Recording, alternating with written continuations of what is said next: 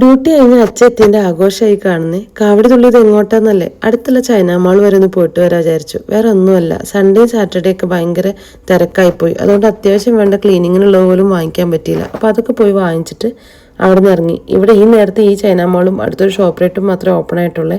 അപ്പോൾ നമ്മൾ ആ ചൈന മാളിൽ നിന്ന് അത്യാവശ്യം വേണ്ട എല്ലാം വാങ്ങിച്ച് അവിടെ നിന്ന് ഇറങ്ങിയപ്പോൾ ഷോപ്പറേറ്റ് അടച്ചിട്ടുണ്ടായിരുന്നില്ല. എന്നാൽ പിന്നെ അതിലും കൂടെ ഒന്ന് പോയിട്ട് വരാൻ വിചാരിച്ചു.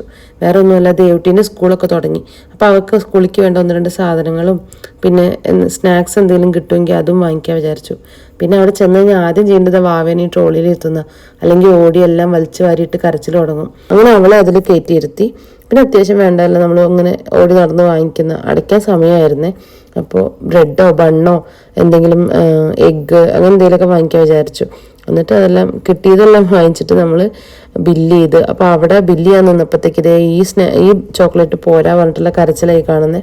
എന്നിട്ട് പിന്നെ അവളെ പറഞ്ഞ് സമാധാനിപ്പിച്ച് ഒരു ചോക്ലേറ്റ് കയ്യിലൊക്കെ കൊടുത്ത് അങ്ങനെ ഇരുത്തി. അപ്പോൾ അത് ഒരെണ്ണം പോരാത്തതിനാണ് അച്ഛനെയൊക്കെ തല്ലി ദേഷ്യമൊക്കെ തീർക്കുന്നത്. അപ്പോൾ അങ്ങനെ അത് ചേച്ചിക്കും കൂടെ കൊടുക്കണം പറഞ്ഞതിനുള്ള കരച്ചിലായി കാണുന്നത്. അതൊക്കെ കഴിഞ്ഞ് അവിടുന്ന് ഒരു ഫോട്ടോ ഒക്കെ എടുത്ത് അവളുടെ ചിരിയൊക്കെ കണ്ട് അങ്ങനെ അവിടെ നിന്ന് ഇറങ്ങി. അപ്പോൾ അടുത്ത വീഡിയോ ആയിട്ട് കാണാം. അതുവരയ്ക്കും ബൈ.